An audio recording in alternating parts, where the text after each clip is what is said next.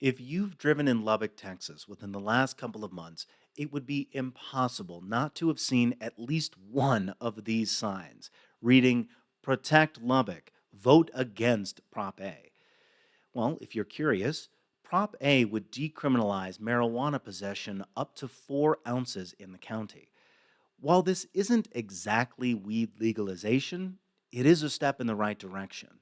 Namely, it would stop people getting arrested for simply having a small amount of weed on them when they get searched by police.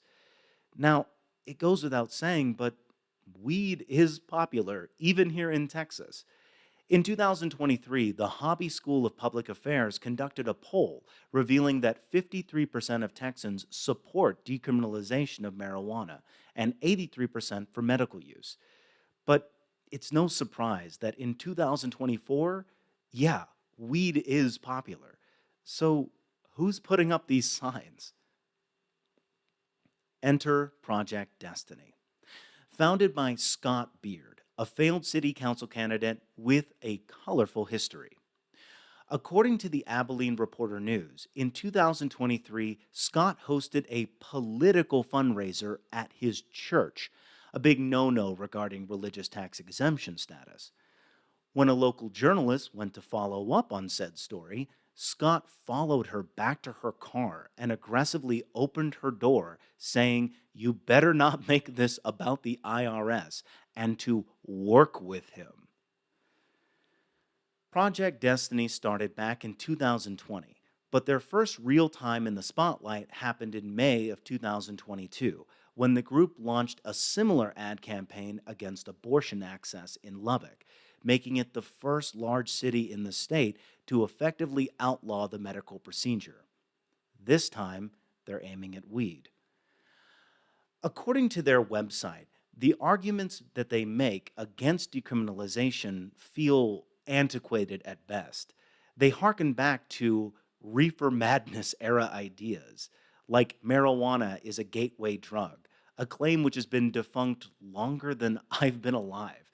They also fearmonger about weed being laced with other harmful chemicals, kind of like helicopter parents being convinced that drug dealers are just handing out valuable merchandise in Halloween candy.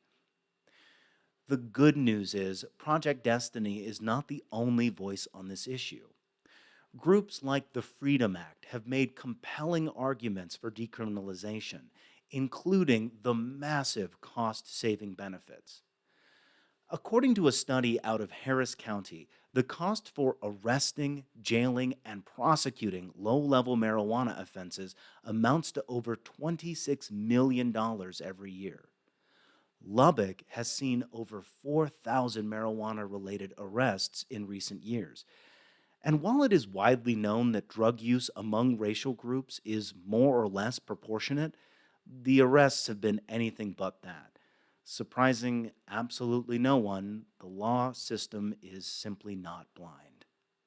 According to research conducted by the Freedom Act, while black residents account for less than 10% of the Lubbock population, they made up 29% of marijuana arrests, while the Latino population of 37% made up 49% of those same arrests.